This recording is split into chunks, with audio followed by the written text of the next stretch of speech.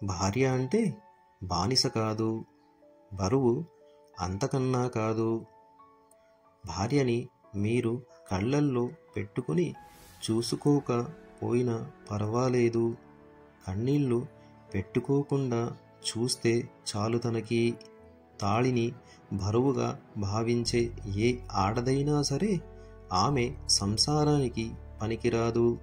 భార్యని బానిసగా భావించే ఏ మగాడు సమాజానికి పనికిరాడు.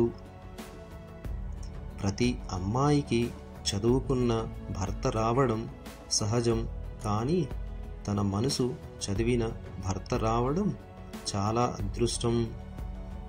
ప్రేమంటే ఒకరితో ప్రేమలో పడటం, కానీ పెళ్ళంటే ఆ ఒకరితో ప్రతిరోజు ప్రతి క్షణం ప్రేమలో పడటం. నీ భార్య నీ దగ్గర లేకపోతే 1-2 రోజులు చాలా బాగుంటుంది, కానీ జీవితాంతం లేకపోతే నువ్వు సరిగ్గా జీవించలేవు. అమ్మాయిలు ఇష్టం లేనప్పుడు స్వేచ్ఛగా నో చెప్పగలరు.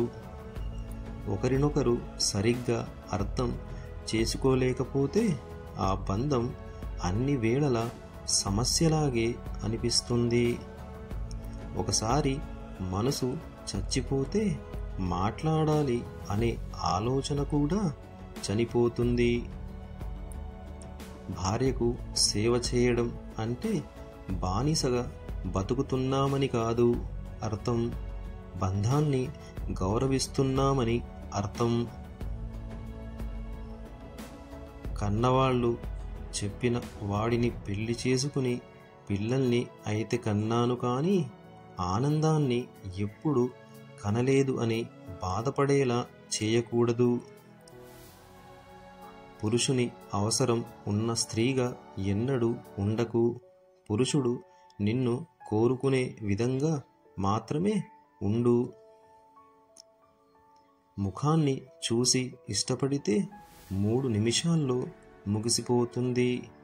మనసు చూసి ఇష్టపడితే జీవితాంతం నీడల నీ వెన్నంటే ఉంటుంది. జీవితంలో కష్టాలు సుఖాలు వస్తుపోతూ ఉంటాయి. మనతో 7 అడుగులు వేసిన భార్య మాత్రం ఎటువంటి పరిస్థితుల్లోనైనా జీవితాంతం తోడు ఉంటుంది. స్త్రీ వజ్రం లాంటిది. విలువ తెలిసిన వాడికి ఇస్తే కిరీటంలో పెట్టుకుని నెత్తిన పెట్టుకుంటాడు. విలువ తెలియని వాడికి ఇస్తే రంగురాయి అనుకుని వీధిలో పడేస్తాడు.